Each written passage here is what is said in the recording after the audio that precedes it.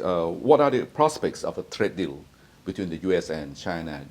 In your opinion, Trump really is he really desperate for the deal, or the Chinese side? I think both sides are more open to a deal. I think it was important at the recent G20 meetings in Osaka for them to kind of restart negotiations again after it fell apart in May.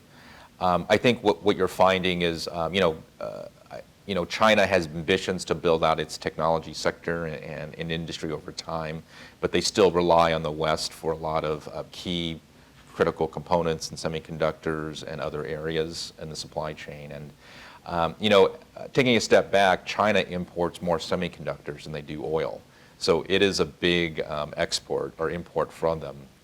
And I think some of the things around the trade deal with intellectual property, opening up the free markets, I think they're all the right things, but I think the pace at which China wants to do it, I think that's one of the sticking points.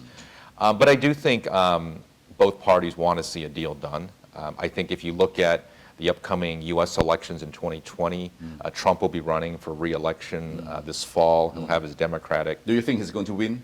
Well, let me finish this. I think Trump will, he'll find out who his Democratic counterpart will be that he'll be running against. I personally think it's Trump's presidency to lose. Every Democratic candidate that I've seen to date no one appears that strong to be a big threat to Trump. And so I think with, a good U.S. economy, you've got the Federal Reserve on a slight easing cycle. If he can get a trade deal done with China, even if it's a partial deal, I think that's enough to continue his momentum to get reelected. So I think it's a higher probability if he can get a trade deal done. So I think he's motivated to wanting to get a trade deal done. The Chinese economy has suffered with the trade tariffs.